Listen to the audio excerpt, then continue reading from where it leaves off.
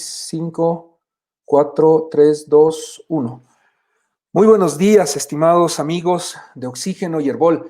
Comenzamos con el cuarto programa, el tercer ciclo, y estamos con un dueño de casa, Sebastián Michel, que fue director de Oxígeno y ahora está de vuelta en el país para intervenir en este programa que fue la idea de él y que le agradecemos siempre como una de las tantas iniciativas que ha emprendido en el país. Buenos días, Sebas. Tu micrófono está desactivado, Sebas. Buenos días, Iván. Un gusto estar tanto tiempo después en Oxígeno. Un gusto. Gracias por la invitación y lindo verte, Marcelo, mucho tiempo. Hola, Iván. Hola, Sebastián. Realmente igual, un gusto volver a encontrar a Sebastián y bueno, ya es bastante conocido por ustedes. Es cómodo estar en este programa, ¿no? Gracias, Iván.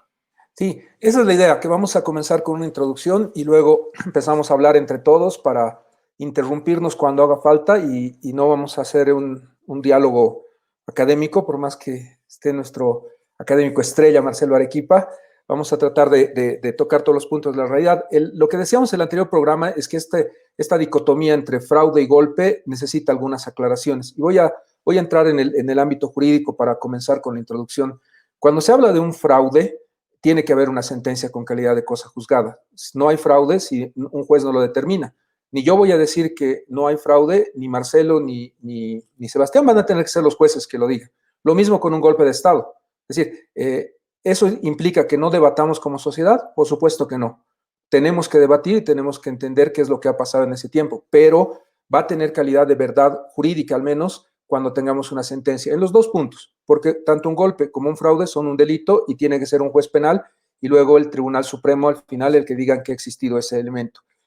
Voy a entrar con el tema del fraude, tratando de ser lo más objetivo posible. El escenario grave que tiene nuestro país es esa urgencia de tomar decisiones y de abrir la puerta a temas como la auditoría vinculante de la OEA.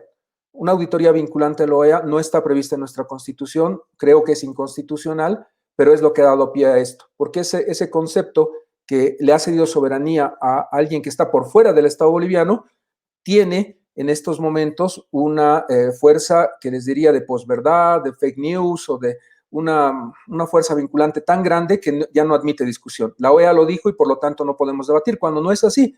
El mismo informe de la OEA dice como 8 veces que su informe tiene que ser sometido a juicio y que se tiene que contrastar con peritos y con otro tipo de argumentos para poder tener una decisión en ese caso. Entonces, si estamos en ese escenario, yo me atrevo a decirles que ese informe de la OEA tiene para mí 4 elementos muy, muy importantes. El primero, el estadístico, que por el día de hoy tiene informes del New York Times, del Washington Post, de mucha gente que dicen que ponen en duda los argumentos de la OEA. Alguien, un tercero, un perito dirimidor o un juez va a tener que decirnos eso, quién tiene la razón.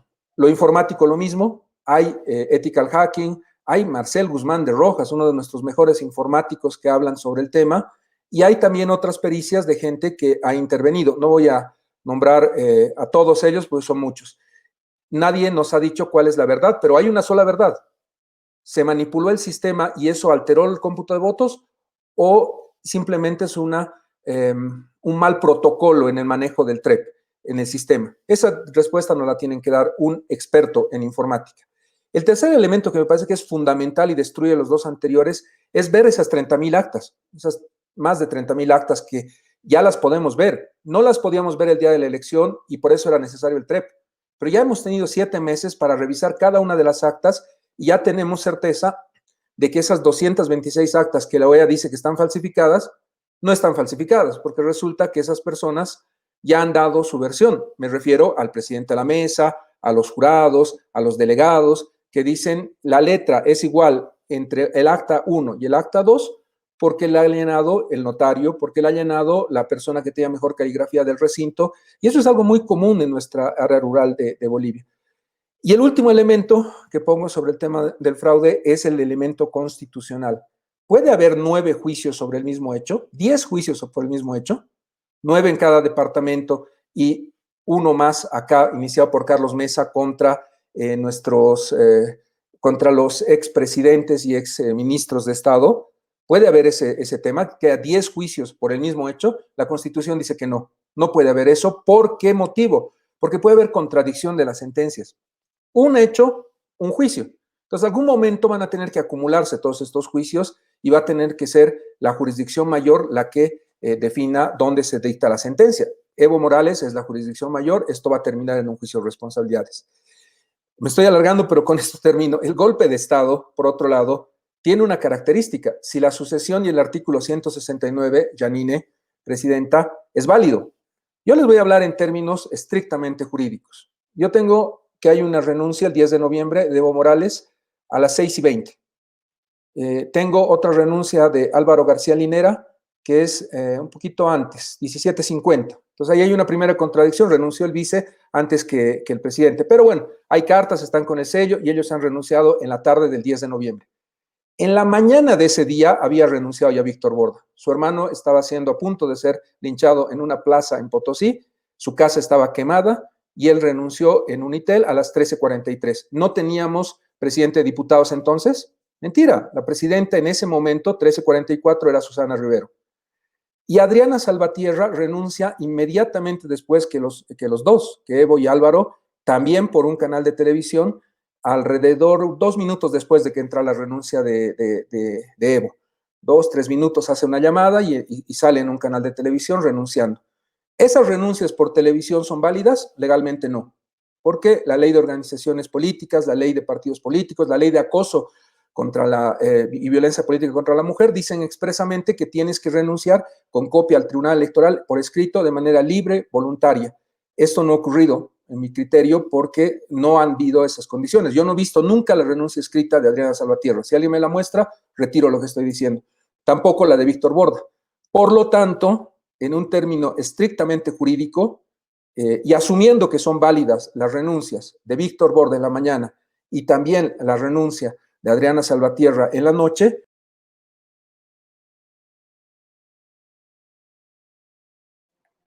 Algo pasó, perdón, con la conexión de Iván, ¿no? Es que nos estaba haciendo una cronología bien minuciosa de los... Perdón, pasó algo con la conexión, mil disculpas. No, termino de cerrar el tema. Entonces les decía que en ese 10 de noviembre, de acuerdo al Tribunal Constitucional, que luego se dice que era un comunicado, que tenía efecto pedagógico, que no era un avalar el asumir de Janine Áñez, incluso alguna persona del más alto nivel del tribunal me dijo, no, pero si eso lo hemos redactado pensando en Susana Rivero o en Adriana Salvatierra. Algún momento en la historia vamos a saber qué ha pasado ese día en el Tribunal Constitucional, pero la regla en Bolivia es que no necesitas ley, resolución suprema, decreto, ni nada para que asuma la presidencia el que está siguiendo en la línea de sucesión. No estaba Evo, no estaba Álvaro, Adriana no estaba, Víctor Borda no estaba desde la mañana y la habilitada en ese momento era Susana Rivero, la primera vicepresidente de diputados, y esto es así porque Susana Rivero, 6 días después del 10 de noviembre, preside la sesión donde el Parlamento elige a Sergio Choque y ella es la que avala el inicio de la pacificación en la ley de transición del órgano electoral y todo el procedimiento posterior. Por lo tanto, yo no creo que cuando la historia juzgue estos hechos vaya a decir que la segunda vicepresidenta del Senado podía haber asumido. Creo que esa es la línea de sucesión lógica. Yo lo veo jurídicamente así. Ahora, de que ha habido un argumento fuerte entre toda la oposición boliviana de decir que Janine Áñez estaba en la línea de sucesión y no se ha respondido el tema de Susana Rivero nunca, creo que soy uno de los primeros en decirlo, es porque a Susana Rivero le han quemado la casa, la han perseguido políticamente, pero de una manera bastante cruel, y hasta el momento yo no sé dónde está Susana Rivero. Entonces, creo que una característica de un golpe de Estado es esa, que le quites la voluntad de decidir a las personas, que lo lleves al hermano de Víctor Borda a la plaza de Potosí y le hayas quemado la casa y que tengas perseguidos a todos ellos. Y si Evo y Álvaro se van, me parece que tiene que ver un poco con la pacificación del país. Lo dijo Adriana. Alguien en su sano juicio políticamente creía que Adriana podía haber continuado gobernando este país y habernos llevado a una transición. Yo hubiera querido, pero creo que no era el escenario ideal en ese momento y creo que ha habido un acto de madurez y responsabilidad política del MAS de evitar más muertos que los podía haber en cientos de cantidades si todo lo que estaba pasando en el Alto y en el Chapare hubiera tenido un liderazgo y una construcción. Yo en eso sí y con eso termino ahora sí, para cederles la palabra a Marcelo Sebas, sí me parece que tenemos un escenario todavía de autojuicio, de evaluación histórica, de evaluación jurídica, pero lo repito, esto lo podemos hablar, opinar, pero lo va a definir un juez. Si ha habido golpe o ha habido fraude, lo tienen que definir jueces, y eso necesitamos que los 2/3 de la Asamblea lo abran o lo cierren, porque como hay presidentes y expresidentes, solamente se puede dilucidar este tema ante el Tribunal Supremo de Justicia. No sé, Marcelo, si quieres seguirme. Sí, a ver, yo no estoy tan seguro de si la evaluación jurídica va a ser la que va a terminar por imponerse y reconducir, si quieres, un poco los acontecimientos que vengan en adelante, ¿no? Respecto al fraude, no fraude, el golpe, no golpe, ¿no? Lo que sí me parece que una explicación que puede en realidad más bien resolver un poco lo que ha ocurrido es probablemente la histórica, ¿no? Y ahí voy con una provocación, si quieres, de entrada. Y para mí significa esto que si la explicación o el análisis histórico va a ser un poco lo que ponga las cosas en su sitio, luego, por tanto, ¿cuál va a ser el efecto o cuál es el efecto en el presente? Yo diría cero. A estas alturas realmente, el impacto que pueda tener sobre los acontecimientos es cero. Lo digo por lo siguiente. Igual que hay una corriente de opinión pública hoy día que clama porque se debiera quitar la sigla partidaria al movimiento al socialismo, creo que más o menos lo mismo pasa, es decir, el mismo efecto tiene con querer restituir esta idea de que no ha habido fraude o ha sido golpe. Lo digo porque son acontecimientos que jurídicamente no veo que tengan un peso específico sobre lo que va a ocurrir, sobre los acontecimientos político-electorales y sobre quién vaya a conducir las riendas de este país después de la siguiente elección, ¿no? Creo que es un debate, de verdad, sinceramente, que creo que es un debate que ya lo hemos tenido mucho, sobre todo a fines del año pasado y a inicios, yo diría que hasta febrero, el debate ha sido muy candente.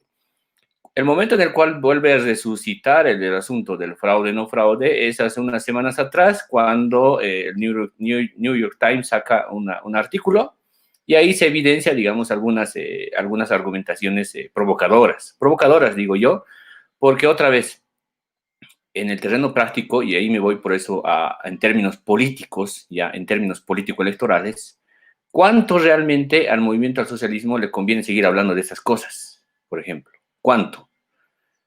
Sebastián nos podrá decir, creo que con un poco más de precisión, si realmente ahorita en términos electorales le sale a beneficio electoral el hecho de seguir hablando de estos temas. O quizá es una estrategia para hacer aquello que están haciendo todos los otros partidos políticos, que es hablarles a sus propios electorados, no expandirse. O sea, si la estrategia es parapetarse en sus fronteras, me parece que están haciendo lo correcto. Pero si la estrategia es querer ganar la elección en primera vuelta, si quieren, y para eso necesitan conquistar otros electorados, creo que la estrategia es errada, en todo caso, ¿no? O sea, aquí hay un problema que, por eso, como decía, y termino un poco mi intervención por ahora con esta tesis de fondo, aquí hay un poco, creo, el hecho de sacar temas que probablemente son contraproducentes electoralmente hoy día para la ampliación de electorados. Cuando en realidad creo que si hay algo que la gente está esperando de nuestra clase política, es primero que se hagan cargo de sus propios dilemas. Es decir, no hay nadie en este país que asuma sus responsabilidades, digo en la clase política. Y esto es sumamente importante. Todos eluden sus responsabilidades y achacan los males que tienen a los otros. Yanine Áñez no se cansa de decir que son los 14 años del MAS culpable de que todo esté como está de mal, no asumen su responsabilidad. Carlos Mesa lo que dice es culpa del MAS, pero también es culpa de la corrupción campeante que tiene esa organización política que está gobernando hoy día, ¿no? Y el MAS también no se cansa de decir que lo que quieren hacer es realmente desmantelar el Estado y básicamente han entrado con esa premisa, digamos, en este gobierno. Luego, por tanto, entonces, yo no veo, sinceramente, ningún proyecto que motive, pero ni siquiera, digamos, una pizca de esperanza, que es con lo que también se mueven los electorados, ¿no? Entonces, quisiera cerrar un poco para contrapuntear a lo que decías del argumento jurídico, que me parece que es muy preciso y muy agudo, realmente. Esta argumentación que viene, digamos, desde mi vena más histórica y quizá más politológica, ¿no? Sebas.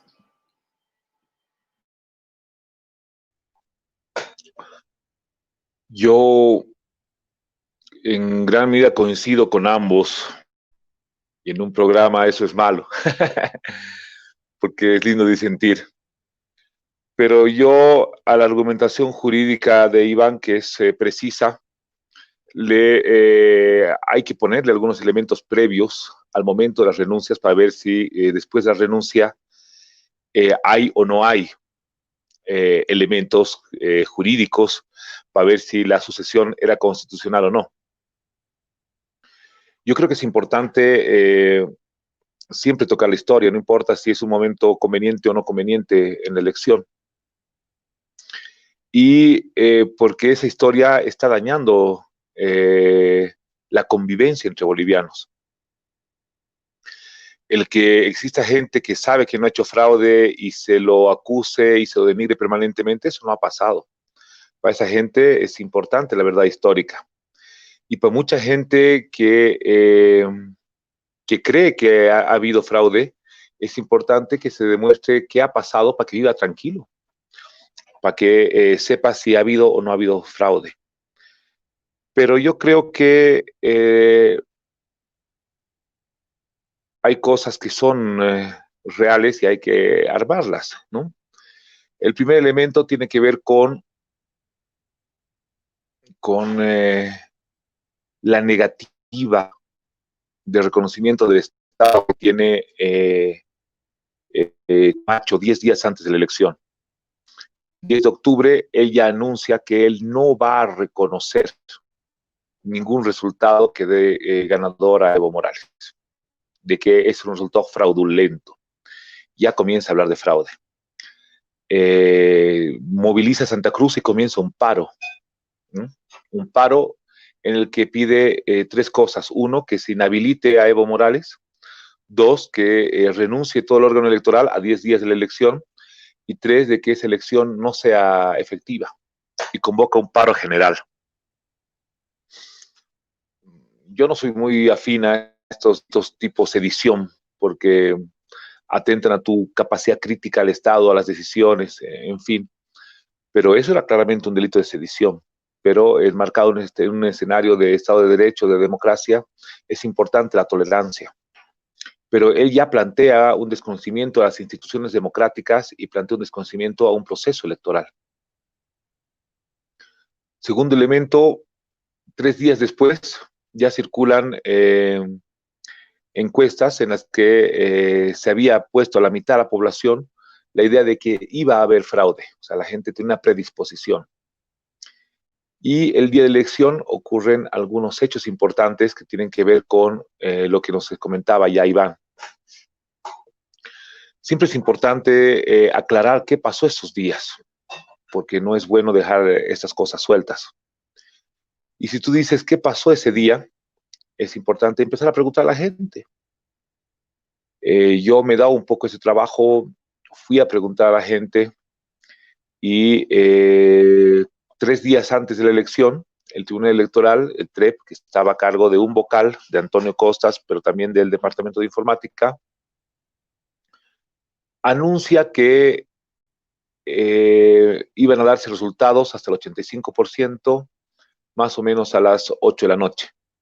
A las 8:40, más o menos al 83%, Se da un resultado en el que ya prácticamente habían 8.9% de ventaja de Evo Morales sobre Carlos Mesa y una tendencia que iba creciendo, que había comenzado más chica y que la tendencia se iba distanciando la diferencia entre los dos.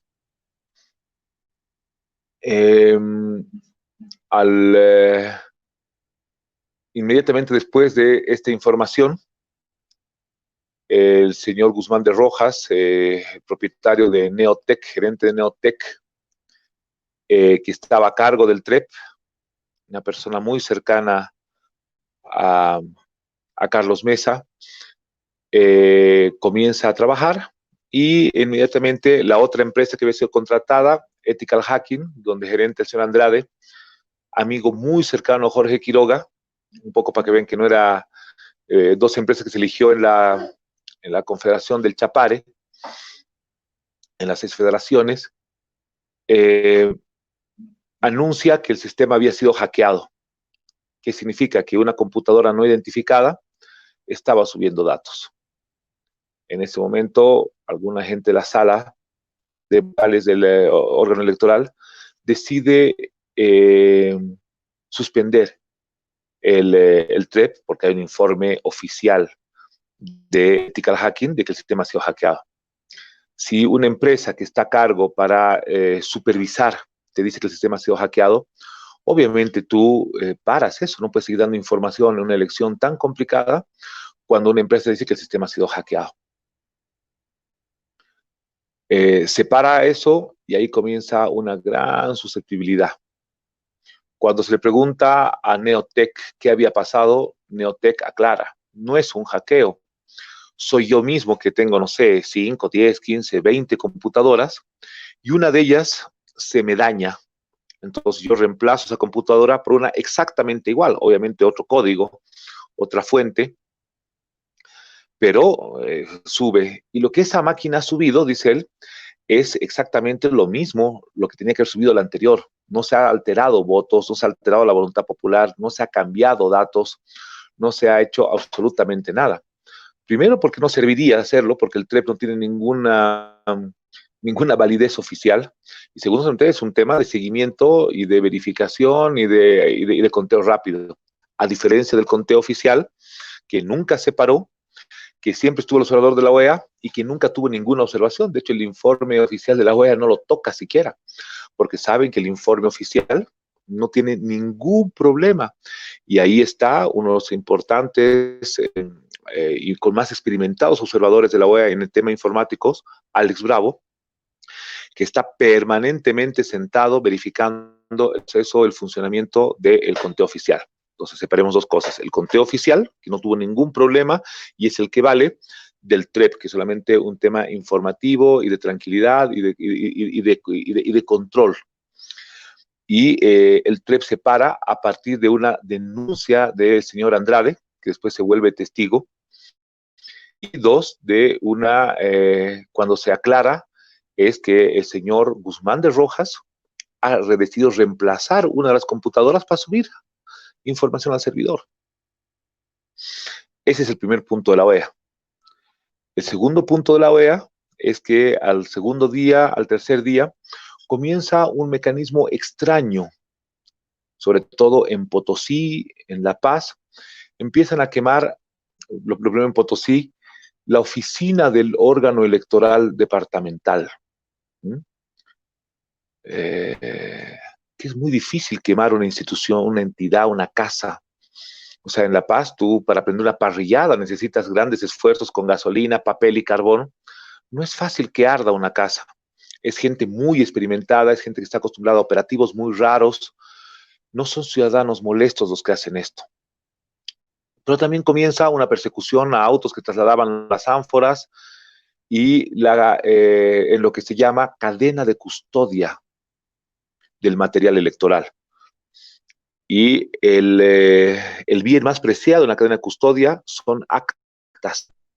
Esas actas que están siendo trasladadas ya son perseguidas, ya son tomadas porque querían evitar el conteo, donde ya había habido una efervescencia, justamente donde está el que después es vicepresidente de Camacho como líder del comité cívico. Y es en la ciudad de Potosí donde comienzan a haber estos problemas. Claro, la gente empieza a quemar lo que no tiene validez en ese momento, y es el voto. Los principios de preclusión en el momento electoral te dicen, una vez que el voto concluye, se traslada al acta, el acta se firma, y los votos son material prácticamente que no sirve. Eso es lo que queman, y las actas empiezan a consolidarse en su gran mayoría y empiezan a llegar al sistema de cómputo final. Pero ya hay un protocolo de quema de material electoral y de quema de las entidades. Ese delito, por supuesto que existió, lo hemos visto en cámaras, pero eso no es un delito del órgano electoral, son delitos individuales de la gente que ha sido filmada quemando. Y ahí yo estoy de acuerdo, hay que dar inicio a una investigación, porque no puede quedar como precedente que la gente puede quemar material electoral ni puede quemar entidades públicas. Y yo no he visto que se haga ninguna imputación a nadie. Cuando hay filmaciones, están los rostros identificados, está todo ahí. Yo sí creo que ahí hay un delito, no solamente en custodia del acta, sino en quema de instituciones públicas y en atentado a información electoral. Efectivamente, ahí hay un delito que imputar. Y yo creo que eso tiene que empezar a investigarse. Estoy totalmente de acuerdo. Y no es porque sirva o no sirva. No puede caer un precedente que tú, cuando no te gusta un resultado, quemas actas y ánforas. Eso en democracia no puede pasar. Un tercer elemento que plantea la OEA es que hay algunos lugares donde 4, 5, 6, 7, 10, 15 actas tienen la misma letra. Pero no es que se ha llenado en La Paz, en una oficina, 15 actas. No es que una era de Tarija, otra de Cobija, una de Lípez y otra de Puerto Suárez. No, eran las actas de un mismo colegio. Cuando se fue a preguntar qué pasó, dije, sí, yo soy el notario, yo tengo buena letra, sé cómo llenar, y yo hice el llenado de todas las actas del primer borrador que tenía en cada mesa, para que sea más claro, para que vaya con claridad, tengo buena letra, y él las aglomera. Eso no constituye ningún delito y es una práctica muy extendida, no solamente en Bolivia, en toda la región, y que eso nunca ha constituido un fraude. Ni siquiera está prohibido en la norma.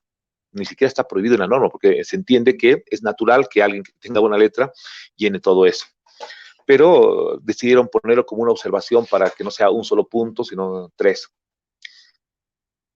¿Y dónde tienen ellos la prueba de que eso es malo? Dicen, no es malo porque no diga la norma, sino es malo porque el MAS sacó ahí más del 90% de votos. Pero eso es normal. El MAS en esa zona siempre ha sacado esa cantidad de votos. Siempre ha sido una zona rural muy empobrecida, donde el MAS es muy, muy, muy, muy fuerte. Entonces esto es algo que se da ahí. Y después ellos hablan de algunos elementos más. Pero ¿qué pasa antes de este informe de la OEA? Y ahí retomo lo que planteaba Iván. Tú puedes darle un acuerdo político vinculante. O sea, si la OEA te dice algo, vamos a una segunda vuelta. Eso no significa que la OEA ya tenga facultades legales soberanas en Bolivia. Eso ha sido un acuerdo de gobierno para que si la OEA verifica algo, se vaya. ¿Qué es lo que hay? Hay un correo institucional aprobado. Sebas, ahí te corto, Sebas, porque creo que nos puedes aclarar ahí. ¿La OEA ha cumplido el protocolo y el acuerdo que firmó Diego Pari? Porque yo lo que veo ahí es que el informe preliminar es el que sale el día de todos los acontecimientos, pero el informe final sale recién el 5 de diciembre, eso no estaba pactado. El problema es que la OEA comete un error. La OEA tiene 3 principios fundamentales desde la Carta Democrática que tiene que cumplir. El primero es no injerencia en asuntos internos de los países. O sea, y ahí la OEA se adelantó, se sobreexcitó. En términos eróticos, podríamos hablar de una eyaculación precoz. Y lanzan ellos una segunda vuelta sin importar el resultado. O sea, ellos plantean el primer día, no importa la ley boliviana, no importa lo que diga la ley boliviana del 10%, sin importar el resultado, tiene que haber una segunda vuelta. Entonces, ellos hacen injerencia en la política interna del país, que es la primera prohibición que tienes para las observaciones electorales. Lo segundo, ellos dicen que hay que hacer, sustituyendo al órgano electoral al que ellos vienen a apoyar, ¿ya? Eso está claramente prohibido. Son 3 principios fundamentales cuando tú eres un consultor de la OEA, cuando tú vas a alguna observación, a alguna misión. La primera es no sustitución de instituciones locales, no injerencia en asuntos políticos internos y la necesaria imparcialidad, independencia a las partes. Eso es lo que te piden cuando tú vas. Por eso mismo que no puede un observador del propio país, para que sea distante, no tenga una posición. Y creo que la OEA primero incumple los 3 elementos. Lo segundo, en la carta de Diego Pari, se los invita a hacer una observación para detectar la existencia de vulneración a la voluntad popular. O sea, si algún candidato sacó más votos y le restaron, o si algún candidato tenía menos votos y le sumaron. Eso es lo que tenía que haber hecho la OEA. No tenían que ir a ver si estaba o no a sus estándares imaginarios la calidad del proceso electoral. Que, por cierto, la calidad de Bolivia, yo he estado en todos los países de América Latina con la OEA haciendo observación electoral. Sus estándares, los estándares de Bolivia son superiores a la de la mayoría de los países en América Latina. Para no decir Europa, Estados Unidos, que vos puedes mandar por carta tu voto, la seguridad del voto secreto es absurda. Vos vas y dices, me llamo Juan Pérez, y te dan tu papeleta, no tienes que andar acreditando ni tu huella, ni tu cara, ni biométrico, porque ellos en teoría se autodenominan sociedades de confianza. Pero no importa. Los estándares de calidad de nuestros procesos electorales en América Latina son tantos y los de Bolivia mucho más aún, que incluso su imaginario no podría ser. Tanto así que países como Chile no aceptan observación electoral de la OEA. Países como Argentina solamente en algunos lugares como muestra, porque claro, la OEA dice tiene que haber un órgano independiente al Estado y Chile organiza la elección en su ministerio de gobierno, digamos, a poner el parámetro. Y así muchos países, Brasil tampoco las acepta, en algunos estados, en algunas cosas. Entonces, muchos observadores vienen con el parámetro de cómo sería el ideal divino de una elección y lo quieren contrastar con lo que ven. Pero la OEA tenía claramente una misión, verificar si a algún candidato le subieron votos o a algún candidato le bajaron votos. ¿Ya? Aclarado esto, ellos tienen que venir a ver si se había vulnerado la voluntad popular. No ver cadena de custodia, no ver si el 21F, no tenían que ver otra cosa y tenían que haber buscado eso. Y para buscar eso hay protocolos de auditoría en las que yo he participado muchas veces también. Y los protocolos de auditoría de la OEA son claros. O revisas el 100% de las actas y haces una auditoría integral al proceso. O sea, vos vas y agarras 35,000 actas y las revisas una por una y contrastas y ves cuáles están observadas, cuáles no. Ese es el primer elemento. Segundo elemento, haces un muestreo, digamos el 1%, que es un poco lo que la OEA quiso elegir mal hecho. Entonces, 35,000 actas, la OEA decide el 1% y revisa 350. Para que un muestreo tenga validez, tiene que ser un muestreo aleatorio. Es decir, tienen que agarrar por muestreo, necesito tantas de La Paz, ¿no? Si voy a hacer el 1%, son 350. La Paz, departamento, tiene 25% de actas, entonces el 25% de eso, es decir, 80i, va a tener que ser de La Paz, 70i de Santa Cruz, tantas del área rural, tantas así, no sé qué, y armar un muestreo aleatorio y sacar al azar para empezar a hacer una auditoría sobre ese muestreo solamente. Porque si no has hecho todo, que tenías el tiempo para hacerlo, haces solamente el muestreo. Y ellos lo hacen mal, porque agarran el 1% de las muestras y solamente deciden ver las que habían sido observadas. O sea, tienes un muestreo del 1% de actas observadas. Y eso ya eso ya no te da una validez universal. Y aún así, dentro de eso, ellos deciden observar cosas que no son observables, como lo que te decía, de que un notario llene. Traen dos grafólogos que los consiguen vía LinkedIn, porque yo soy amigo también de Gerardo de Casa.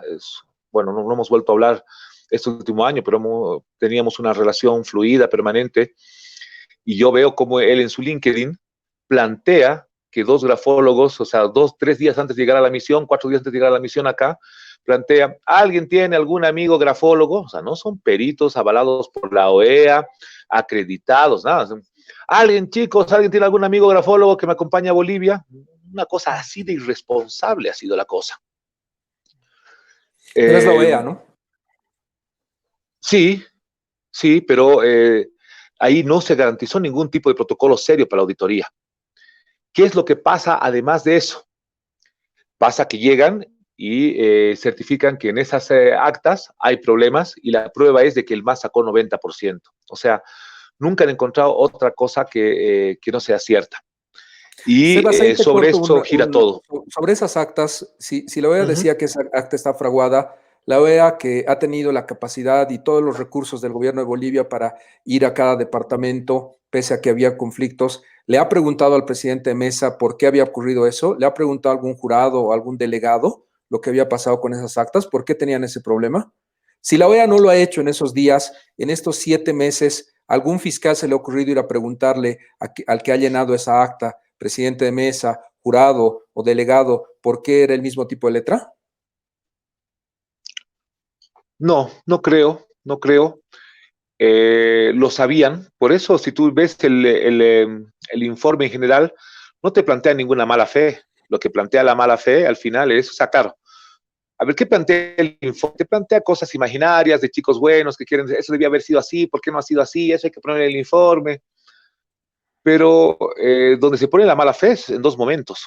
Primero que todos que hicimos un seguimiento al trabajo de la OEA, te dicen, tenemos tan poco tiempo, estamos tan apretados que el miércoles con suerte presentamos el informe. Y cuando ya se desencadena el golpe, que es el momento en que la policía se amotina y le pide la renuncia al presidente, ellos deciden apresurar el informe y lo presentan el domingo a las 4 de la mañana. ¿Ya? Dos, ahí hay un segundo elemento de problema.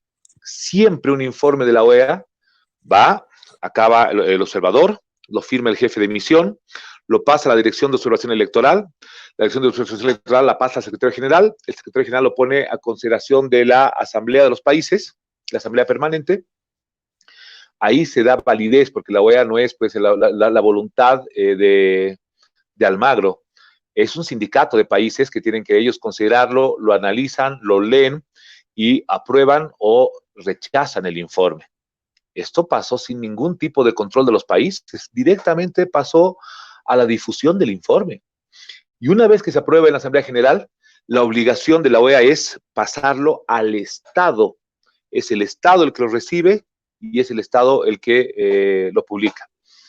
Y ellos deciden colgar el domingo a las 4 de la mañana y a las 4:10 más o menos ya tenía conocimiento del contenido aparentemente el periódico El Deber y decide titular fraude. Y después aparece Almagro hablando de fraude sin que el informe mencione la palabra. El informe, que son profesionales técnicos que han sido presionados a poner algunas cosas además, de buscar palabras y de no terminar de aclarar de qué se trataba el famoso hackeo del sistema, no se han animado a cometer un delito porque ellos saben que esto va a ser juzgado en instancias internacionales. Porque no solamente un tema, Marce, de que si conviene o no conviene hablar del fraude en un momento en que hay que ver esto. Hay que ver que avalado en ese informe o en esa posición de Almagro de fraude, han venido una intervención policial militar, ha habido una represión y han venido más de 40 muertos. Hay gente que está en estado vegetal que sigue muriendo hoy en día. Entonces, sí se necesita una verdad histórica y sí se necesita una verdad jurídica y sí tiene que ser sujeto expuesto a un proceso posterior. Porque han habido muchos problemas ahí y esos problemas no se pueden agotar así nomás. Entonces, yo creo que hay mucho que investigar todavía. Ya no quiero ir siquiera a los hechos posteriores porque yo no creo que el golpe se haya dado porque debió asumir Susana Rivero y no lo otro. O sea, esas renuncias no son válidas. Ya no va a cambiar, de acuerdo con Marcelo, o sea, no va a ir hacia atrás nada. Pero no podemos dejar el presidente Marcelo de que una entidad policial y una entidad militar que en palabras de Camacho han recibido un soborno para no cumplir su mandamiento, quede así impune. No puede pasar esto, tiene que aclararse. O sea, cuando un ladrón viene y se acerca a vos y te muestra que tiene un cuchillo y una pistola en el cinturón y te dice, deme su billetera y su celular de inmediato, y tú en un acto inteligente, en vez de agarrarte a puñetes con el ladrón, le entregas la billetera y le entregas el celular y él se va sin dispararte, no significa que vos le has regalado tu billetera ni tu celular, significa que te han asaltado. O sea, es igual a un asalto. Es lo mismo con una entidad militar que tiene el objetivo de defender a la sociedad, de garantizar la seguridad ciudadana, y un ejército que tiene que resguardar las fronteras y garantizar la soberanía nacional, que tiene las armas, te dice que tienes que renunciar. Eso constituye un golpe de Estado. Y lo que tenemos que garantizar es que nunca más, sea el gobierno de quien sea que gane la elección, ganará Luis Arce, ganará Mesa, a futuro será presidente cualquiera. No puede haber un momento en el que alguien de una fuerza armada te pida tu renuncia. Ellos tienen que cumplir la Constitución y la ley, ellos tienen que acatar. Y la prueba Sebas, clara de cómo se maneja un órgano policial. Sí. Sí, no, Sebas, yo quería aportar algunos elementos para que sigamos ya con un diálogo más fluido. En general, yo te sigo, me parece que la OEA no ha seguido los protocolos y los convenios, pero quiero contar siempre como algo lineal, porque si hay algo que se tiene que llevar en derecho penal es por qué han pasado las cosas. Y ese por qué han pasado las cosas yo lo encuentro en Luis Fernando Camacho. Definitivamente lo que dice en su logia, en su fraternidad, es muy claro. Mi papá pagó a los policías y militares. Ahora lo retira, pero lo llegó a decir en un grupo de confianza, que hubo un pago a policías y militares. Ahora, ¿eso es un acto de patriotismo y de defensa del 21 de febrero? ¿O es más bien que días antes de la elección, su empresa, la empresa de él, de su papá y otros socios, debía 41 millones de bolivianos, Sergas, a yacimientos? ¿Hay alguna explicación lógica de que su gerente corporativo de impuestos a los pocos días aparezca como presidente del Servicio de Impuestos Nacionales? ¿Alguien puede decir que el ministro de Defensa actual no es uno de los mejores amigos de Luis Fernando Camacho? ¿O que el expresidente de Yacimientos, la misma lógica de copamiento estatal pueda ser casual? No había un interés personal de llevar adelante esto. Por eso yo quería llegar a la conclusión, ya nos está quedando una media hora, por eso entro rápidamente en esto. Mi pregunta es, si hay una posibilidad legal de separar el concepto fraude y golpe en un juicio. Yo pienso que no. Yo pienso que lo que se está viendo legalmente como fraude y lo que se discute como golpe tienen que ser juzgados en un solo proceso, porque hay muchas preguntas y tienen que ser respondidas en un solo proceso. Si ha habido fraude y ha habido golpe y en esta construcción de la verdad histórica no las juzgamos simultáneamente y en un solo proceso, no vamos a tener la verdad real. Y esa es una de las elecciones que tenemos en la historia del país, en la historia judicial del país. Recuerden el tema de García Mesa, se ha tenido que ver en un juicio más de 40 proposiciones acusatorias, se acumula todo en un solo proceso y se dicta la sentencia de 30 años para García Mesa. Lo mismo ha pasado en el tema de Octubre Negro. No se ha visto, por un lado, las movilizaciones de un grupo y movilizaciones del otro. Se ha tenido que unir todo lo que se ha discutido en ese periodo histórico y se ha llevado a un solo juicio. Yo pienso que lo que va a terminar pasando es que lo que ha ocurrido entre el 20 de octubre y diciembre, 10, 11 de diciembre, va a ser objeto de un solo juicio. Y ese juicio, lo reitero, solamente puede ser un juicio de responsabilidades. No se puede llevar ese juicio a un presidente, a expresidentes, en ninguna otra instancia que no sea el Tribunal Supremo de Justicia. Por eso me preocupa que estemos llevando actualmente 9 juicios en todo el país, porque son juicios nulos. Y si lo que le interesa al país es conocer la verdad, tenemos obligación de decir y orientar que ese juicio que se está llevando ahorita en Tarija o en Cobija o en Santa Cruz o en Oruro no son juicios válidos. Solamente en la medida en la que haya un juicio de responsabilidades y se lleve ante el Tribunal Supremo, vamos a poder conocer la verdad histórica de los hechos. Y ahí un elemento que me parece importante, ¿se puede juzgar a la OEA?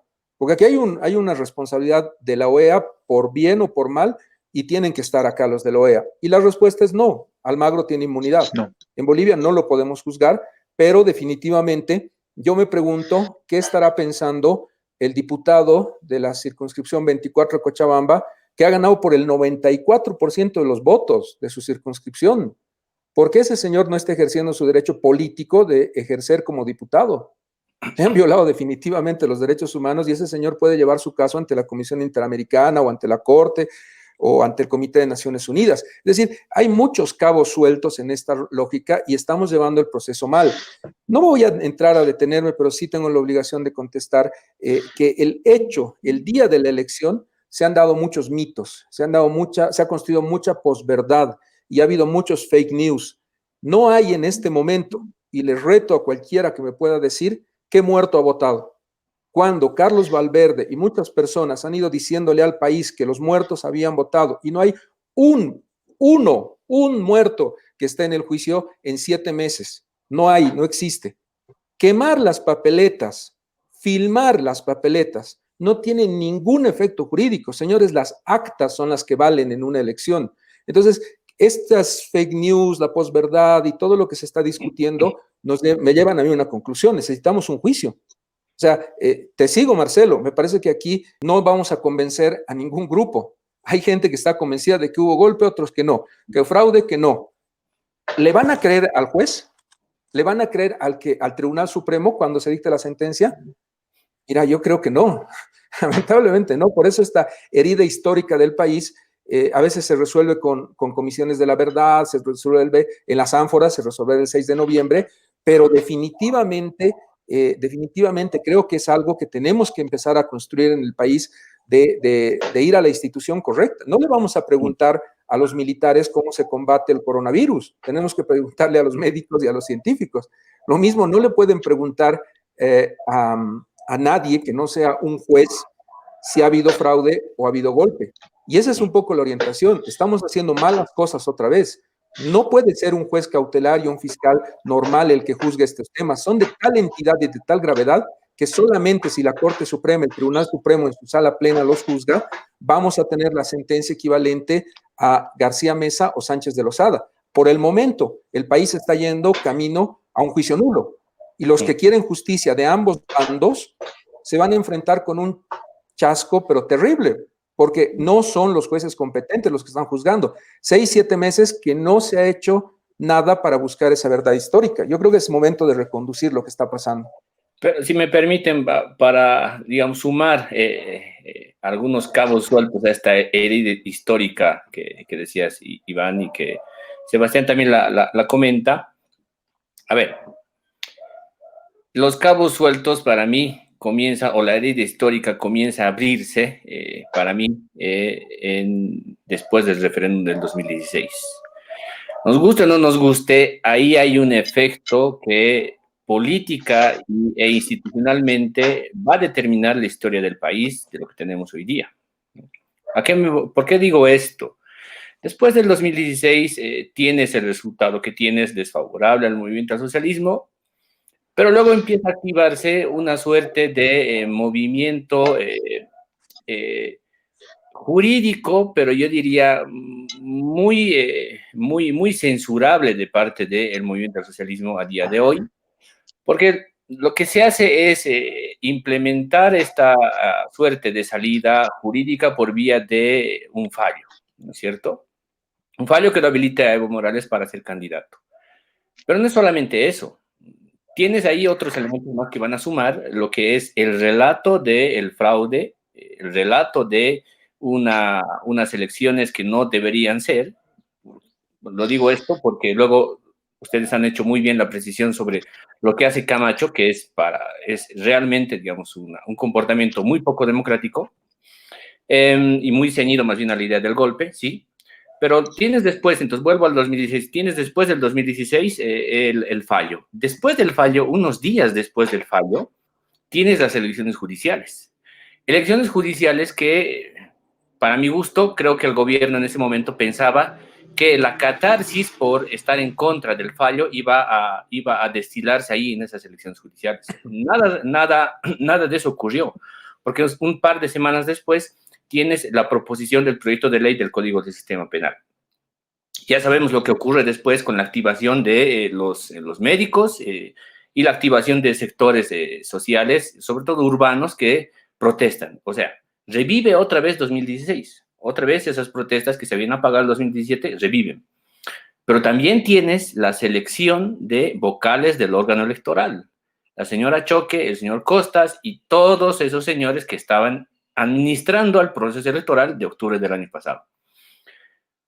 Creo que podemos convenir de alguna forma en que esa selección de esos vocales del Tribunal Supremo Electoral no ha sido, digamos, no ha generado probablemente confianza institucional en el Estado, digo, en su expresión más general, ¿no? Porque la actuación misma de la señora Choque y del señor Costas, sinceramente, no han generado climas de confianza. Entonces, es como una olla que se ha ido, digamos, acumulando, es decir, un globo que se ha ido inflando, pero un globo que lo ha ido inflando, creo yo, el movimiento del socialismo. No lo ha ido inflando la oposición política partidaria de ese momento. Si nos fijamos bien en toda la serie de sucesos que ustedes han relatado muy bien y que lo precisan, la iniciativa de la oposición política al MAS no estaba en los partidos políticos de oposición, no estaba ahí. La iniciativa estaba en la calle, igual que hoy día está en la calle, no está en el MAS. En el 21 de febrero, tal vez, ¿no? Exactamente, no estaba, es decir, no está, igual hoy día la iniciativa en contra de Áñez no está en el MAS, está en la calle, el MAS está rebasado a sí mismo. Otra cosa es que quieren construir la idea del discurso de que es la dirigencia del MAS la que está detrás de todo esto. Está en la calle, está por fuera del sistema de partidos. ¿A qué nos está llevando esto? Porque decía de que hoy día probablemente este tema política y electoralmente, en términos históricos, no lo veo yo como algo que tengamos que discutir de fondo, ¿no? Jurídicamente entiendo que hay que impartir justicia, eso sí, estoy de acuerdo completamente con esto. ¿A qué nos está llevando el hecho de que estemos reviviendo esto? Creo que de manera contraproducente estamos volviendo a revivir el escenario de que el resultado que vaya a salir de las elecciones del 6 de septiembre o las que vengan, van a tener igual ese marco de clima de que no se tienen que aceptar esos resultados. O sea, otra vez estamos volviendo a eso. Estamos viendo además la agenda del señor Camacho. Es básicamente eso, ¿no es cierto? Es patear el tablero, es decir, no tiene que haber elecciones, no se van a aceptar los resultados. Ya estamos viendo críticas sobre el asunto de todo este proceso electoral. O sea, otra vez, entonces, a mí me parece que lo que está haciendo, sobre todo el movimiento al socialismo, con la idea de poner sobre la mesa este tema del fraude, del golpe, hoy día mismo, está construyendo lo que para mi gusto puede jugar más bien en su contra, en la medida en la que más bien el movimiento al socialismo sea la fuerza más votada, va a construir esta idea más bien en las otras fuerzas políticas de cohesión respecto a que los resultados que van a salir no tienen que aceptarse por distintas razones, ya sea que hubo un Tibnis, que hubo, digamos, el año pasado, o que hay, digamos, ahora una crisis sanitaria. Por distintas razones, la construcción del relato discursivo en la opinión pública, de que las elecciones no tienen que ser ahora y tienen que ser, digamos, unas elecciones a la medida a la que le gustaría, digamos, al señor Camacho, creo que está más bien, está siendo alimentada. Por eso yo veo, otra vez, por eso yo veo peligroso el asunto de que sigamos tocando este tema y lo trabajemos de esta manera, quiero decir. No estoy de acuerdo, no estoy en contra de impartir justicia, otra vez, sino con el tema de los movimientos y además el clima que se ha ido generando y lo contraproducente que es para el movimiento del socialismo y lo que ha ido haciendo en estos años anteriores, ¿no? Entonces, en la agenda electoral, para entenderte, Marcelo, en términos políticos, tú dices que esto debería quedar por fuera. Deberíamos debatir sobre la educación, la salud, la justicia, los principales valores de lo que quiere el país y cómo salir de esta crisis política, de salud y económica. Deberíamos olvidarnos de estos dos temas y dejarlos a los jueces, que los jueces nos digan de aquí a 4 o 5 años qué ha pasado. Porque ese es el debate que yo veo, ¿no? Yo veo mucho cuando tú empiezas a discutir algo, te dicen, no, pero ha habido fraude. O no, pero ha habido golpe. Exacto. Ambos grupos se niegan a debatir porque piensan que hay un golpe o ha habido un fraude. Sí, y eso es lo que me motiva primero. Que salga, van a decir, no, pero son magistrados masistas, no, pero son magistrados que los ha comprado al Murillo. O sea, otra vez, si no somos capaces de construir confianza institucional y para empezar, empezando por la clase política, no vamos a salir de esto. Se nos vienen años que van a ser años en los que el empate que estamos viviendo y el empate catastrófico, digamos, para parafrasear a alguien, que estamos viviendo, está alimentado y está construido por el MAS. O sea, realmente, si hay algo que ha detenido la construcción del proyecto plurinacional, creo que es el mismo movimiento al socialismo que nos ha llevado a este empate y que no nos está dejando, junto con las otras fuerzas políticas, no nos está dejando solucionar esto. Sebas. Primero, el tema jurídico. Yo creo que son dos temas diferentes. Un tema es un juicio que tiene que darse, que es verificación de fraude, que pudo comenzar con un tema local en los lugares donde habían actas, pero Carlos Mesa sí lo vuelve como tú planteas. Carlos Mesa ha vuelto el tema de la investigación de fraude un caso nacional primero, de un solo caso, no de 9 juicios, porque podrían haber sido 9 juicios y eran diputados de 9 departamentos que habían hecho algo en su circunscripción. Esa investigación que puede haber dado caso a 9 procesos independientes, Carlos Mesa con su querella lo vuelve un caso nacional. Y además querella a personas que están involucradas en la ley de juicio de responsabilidades. Entonces, al hacer eso, Carlos Mesa lo que plantea es una nueva dimensión. Primero, que es un proceso que tiene que acumularse, único. Segundo, que va a juicio de responsabilidades. Eso es claro. Yo creo que y ese ahí es el MAS un tiene proceso. 2 tercios de votos, ¿no? El MAS tiene 2 tercios y eso no creo que en el país vuelva a haber 2 tercios. Entonces, también para discutir el tema del golpe necesitas iniciar ese juicio de responsabilidades. En los 2 casos necesitas 2 tercios. Sí. Ese es, como te decía, uno de los temas, que es el tema del fraude, y el segundo, que es el tema del golpe, ¿no? Y el golpe tiene que tener también sus propios demandados, ¿ya? Y así como el caso principal del fraude, Carlos Mesa es el que impulsa la demanda, yo creo que él va a quedar también como demandado en el caso del golpe. Por eso yo siempre pienso que son dos cosas diferentes, si bien es cierto, han estado históricamente conectados y políticamente y discursivamente se los argumenta uno versus el otro o uno como excusa del otro, creo que son dos cosas diferentes. Y yo vuelvo a lo que tú dijiste, que es el mensaje que da Camacho a sus amigos, en el que dice que el ministro de Defensa actual, López, fue el que llevó el dinero que dio el papá de Camacho para que la policía no salga a garantizar el no enfrentamiento entre bolivianos. Es lo que dice prácticamente Camacho. Me preocupa que ningún policía, ningún militar ha iniciado inmediatamente, primero, un desmentido. Si yo militar, yo policía, me dicen,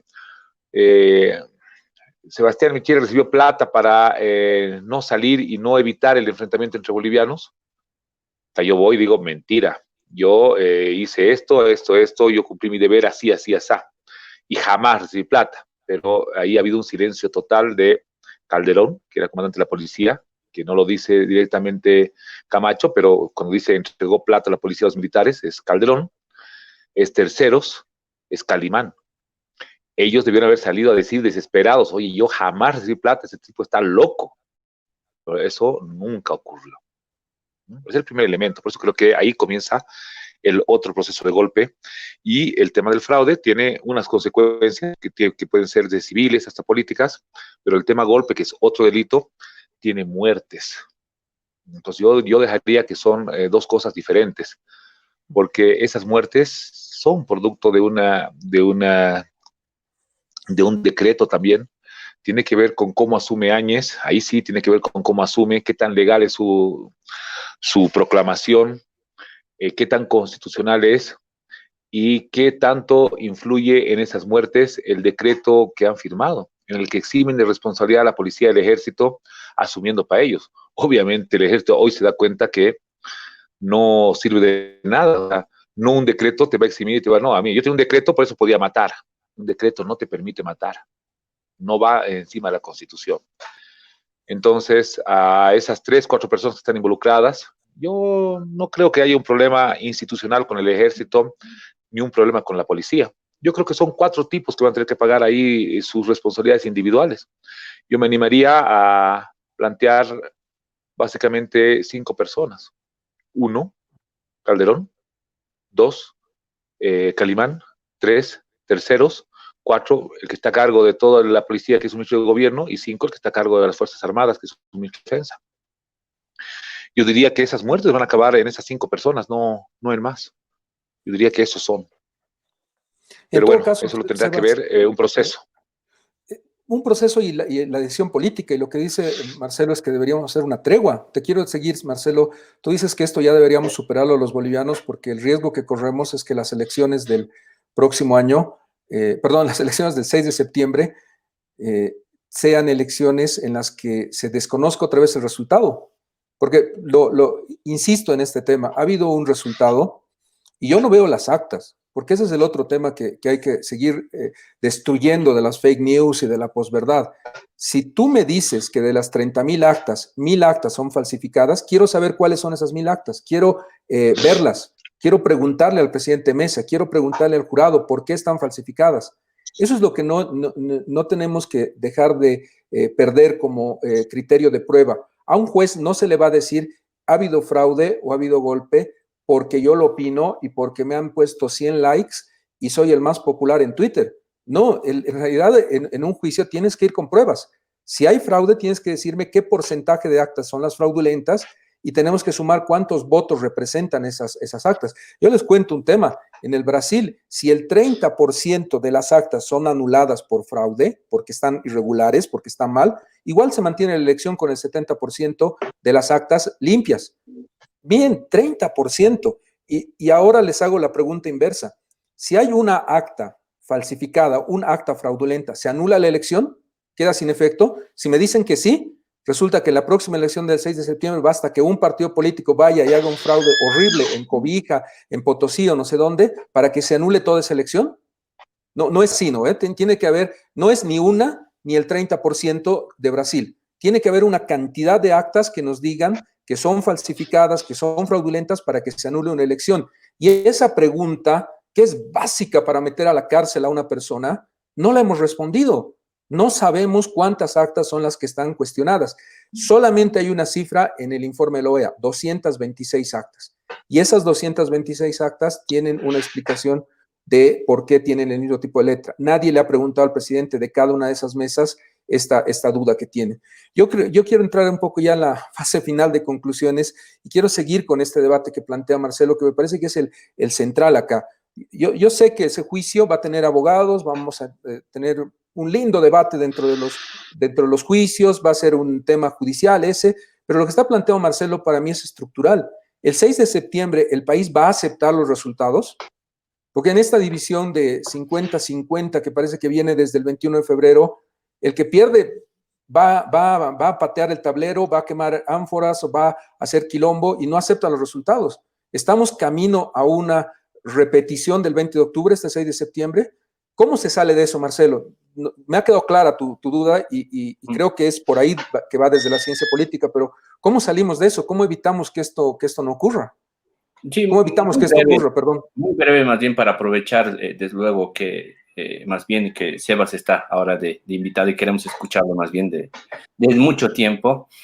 A ver, igual que se dice que en un gobierno transitorio no puede tomar medidas estructurales, medidas importantes, ¿no es cierto? A pesar de que las está tomando, y eso ya es un acto para mí inconstitucional, lo que está haciendo el actual gobierno, sobre todo con los préstamos de dinero. Creo que no podemos debatir a fondo temas estructurales como este.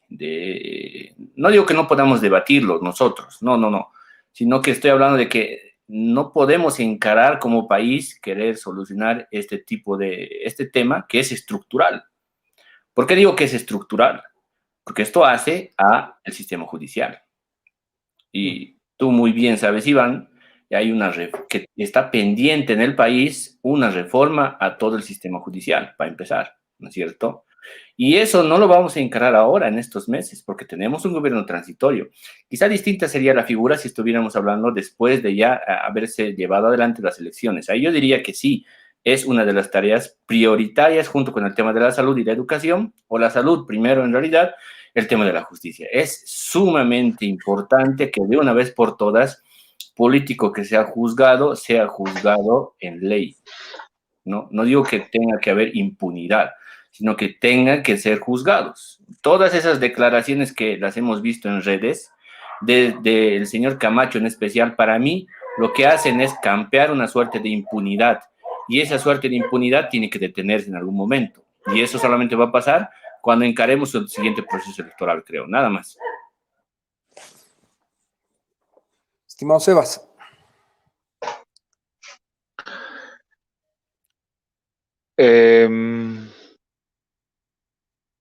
Yo tengo ahí la certeza de que es muy importante definir esto en muchas dimensiones. En la dimensión histórica, en la dimensión judicial, tiene que haber juicios, y en la dimensión política. Y la única forma de dirimir esto es con una recuperación de la democracia. Si más de la mitad de la población cree que se les ha proscrito la democracia con el golpe, la mejor forma que tiene es una elección.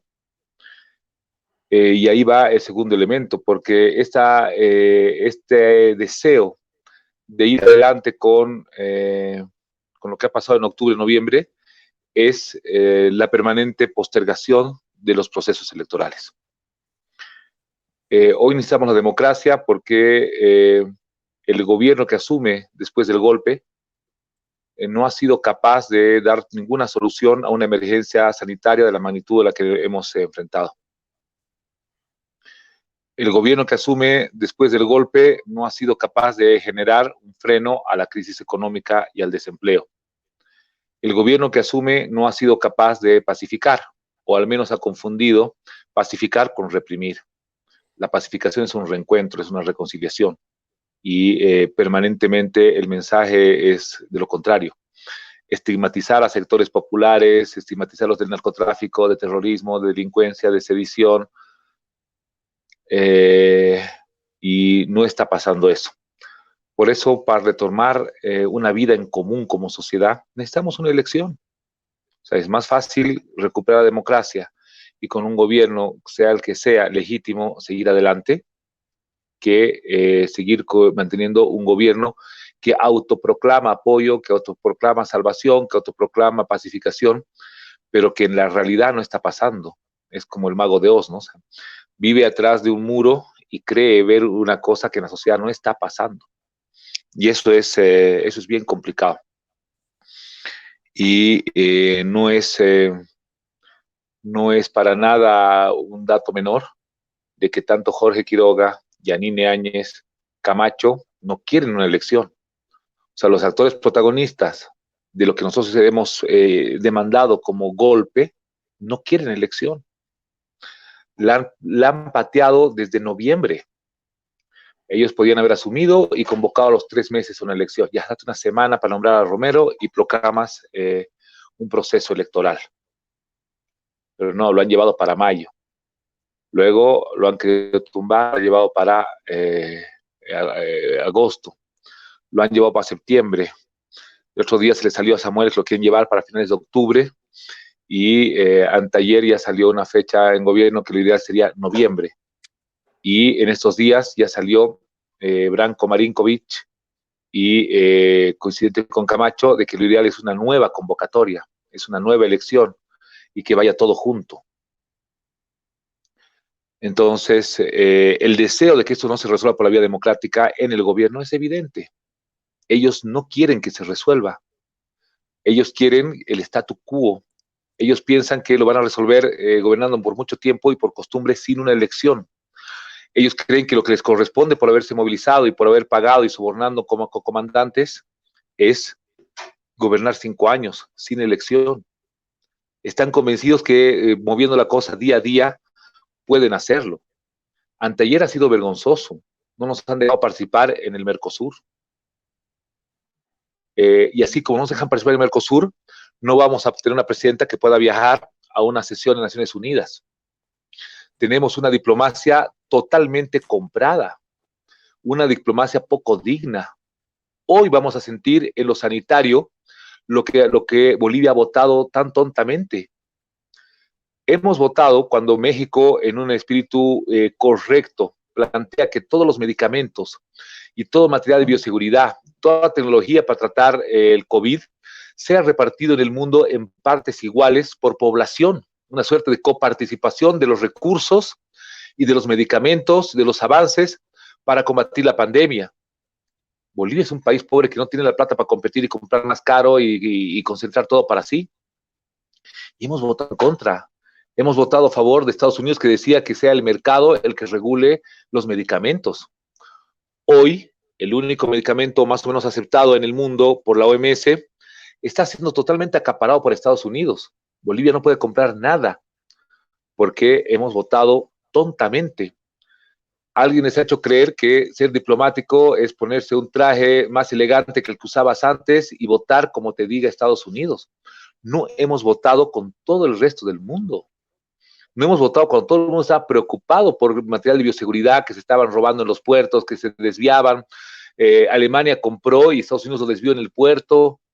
Y ahí se plantea, además países importantes, encabezados por México, plantean que eso sea así y nuestra diplomacia ha dado el vuelco hacia el otro lado. Estamos aprobando créditos que están comprometiendo la devaluación, van a dañar nuestro ahorro, van a haber corralitos, pueden haber daños a la economía, nuestra propiedad privada, nuestro departamento se va a devaluar. Y ellos han firmado un compromiso. Quieren que el Congreso apruebe un crédito del Fondo Monetario y no te dicen para qué. No te dicen para qué, si va a ser para una compra corrupta de respiradores como la que protagonizó Yanine Áñez, su yerno, y el cónsul de Barcelona. Nadie te dice nada. Y en el contrato, lo ha salido traducido al español en el Fondo Monetario Internacional, dice que inmediatamente acabando esta crisis, o sea, después de septiembre, octubre, Bolivia se compromete a devaluar su moneda. El contrato debe estar así, pero si es un contrato tipo, normal, transparente, ¿por qué no mandan el contrato de crédito a la Asamblea? ¿Por qué lo ocultan? Esas cosas tienen que recuperarse con la democracia. No podemos comprometer y volver a la Bolivia de los 80, que hemos sufrido tanto, que no alcanzaba para nada, que la inflación se desencadenó. No podemos comprometer eso solamente porque ellos creen que tienen una obligación diplomática de quedar bien, de que se han convertido con el Fondo Monetario y de que han enviado el dinero a Bolivia, que ya está acá, de que ya se ha usado y ahora tendremos que reponer del Tesoro General para que parezca que no se ha usado. El hecho de que la plata esté aquí ya es un delito. Es un delito y eso no tiene que ver ni con fraude ni con golpe, es un tercer delito que va contra la Constitución. Cualquier convenio, contrato internacional tiene que ser validado por la Asamblea. Y eso está claramente expresado. Y esto no ha ocurrido así. Por más que hoy día lo devuelvan, ya se ha cometido un delito. Entonces, la Comisión de Delitos Permanente y la impunidad que la plantea es una cosa increíble. Importante resolver ese tema. Seguramente el 40% va a quedar insatisfecho con el resultado. El 40% seguramente su prioridad no es la economía, no es el empleo, no es la salud, es que el MAS no gobierne. Ese 40% quedará insatisfecho, pero quedará insatisfecho por la vía democrática, no al revés.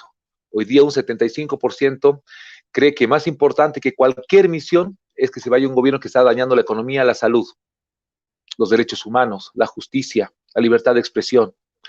Hoy el 70% piensa que lo más importante es que se vaya. Y por eso mismo la democracia tiene que empezar a funcionar y volverse materia para el ciudadano. Estoy de acuerdo, Sebas, con ese tema. Es un punto importante, democracia. Ya nos quedan 2 minutos en el programa. Lo que quería plantearles es ver qué va a pasar mañana en República Dominicana.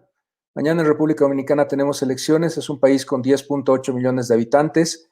Hemos estado haciendo seguimiento de lo que ha pasado 14 días antes de la elección, lo que va a pasar desde mañana los próximos 14 días para ver cuánto influye el acto de votación en un país. Me parece que por el momento no es tan relevante como nos estaban planteando muchas personas, es que el acto electoral tenga esa magnitud de problema que se presenta, pero hay que verlo con datos y estadística. República Dominicana es un espejo en el que nos podemos ver, son población casi equivalente a Bolivia, y va a haber una misión de observación de la OEA. Veremos si nuevamente tienen el mismo criterio que en Bolivia y a ver si han mejorado sus prácticas y sus protocolos para hacer seguimiento de elecciones. Creo que ese es un tema interesante para seguir analizando. ¿Qué va a pasar en las elecciones y si algún momento vamos a resolver esta crisis política que también nos plantea Marcelo? Por mi parte, en lo judicial, yo veo que están llevándose muy malas cosas y que ya es momento de reencaminar todo esto. Y si no lo ha podido hacer el gobierno en 6 o 7 meses, lamentablemente van a tener que ser otros actores institucionales los que reconduzcan esto, pero no podemos seguir engañando a la gente. Hacerles creer que 6 o 7 meses ha habido un proceso bien llevado cuando es una farsa y es algo que se va a declarar nulo y es incluso inconstitucional, no parece el mejor escenario. Creo que como ciudadanos tenemos que exigir que ese proceso se lleve como dice la Constitución, y eso es algo que nos va a dar tranquilidad a todos. Algún momento tenemos que tener una respuesta judicial, así no la acepten los que tienen una versión o tienen otra idea de la decisión que vayan a tomar los jueces. Pero este es un tema de jueces. Me despido yo, le dejo la palabra final a ustedes. Tienen 1 minuto, por favor, para despedirse también de la gente que nos ha escuchado tan amablemente. Estimado Marcelo. Sí, nada más que agradecer a quienes nos escuchan y nos atienden realmente en fin de semana. Y termino diciendo que la salud y la democracia no son cosas excluyentes. Lo llevo diciendo ya mucho tiempo y creo que lo que nos va a milanar, es decir, la llave de la solución de los problemas que se vienen, es la solución del problema de la crisis política. Y la única forma de solucionar eso es por vía de las elecciones. Nada más, un abrazo para Sebastián y para ti también, Iván. Gracias. Sebas. Muchas gracias por la invitación. Ha sido un gusto estar con ustedes. Por favor, cada que sea posible, invítenme. Me encanta, me he sentido muy cómodo, entrevistado, interpelado también a ratos por ustedes. Pero decirles que el 6 de septiembre tenemos la gran oportunidad de que la democracia nos devuelva la felicidad, la estabilidad, la redistribución, la justicia, la libertad de expresión, y que la mejor forma de, en un país tan fracturado como viene hoy día Bolivia, con una fractura tan fuerte en lo regional, en lo racista, podemos seguir yendo adelante, y la mejor forma es definir esto por la vía electoral. Esto no va a terminar de resolver estas fracturas que dice Marcelo, o estas visiones contrapuestas sobre el tema golpe, sobre el tema fraude, pero por lo menos nos va a dar la sensación de que estamos siguiendo el camino que ha definido la mayoría, para reencontrarnos con lo que sentíamos hace 2 años. Hace 2 años la gente sentía de que nuestros hijos iban a vivir mejor de lo que vivimos nosotros. Hoy en Bolivia casi nadie piensa eso. Piensa que el destino de nuestros hijos va a ser sombrío, oscuro, restringido, peligroso. Necesitamos saber que la vida de nuestros padres no ha sido mejor que la nuestra. O sea, estamos hoy día convencidos que la democracia, esos 30 años, ha hecho que la vida nuestra sea mejor que la vida que han tenido nuestros papás. Pero también queremos que la vida de nuestros hijos sea mejor que la nuestra. Y para eso tenemos que tomar el camino que teníamos hace poco, hace 1 año. La gente pensaba que Bolivia iba por el camino correcto.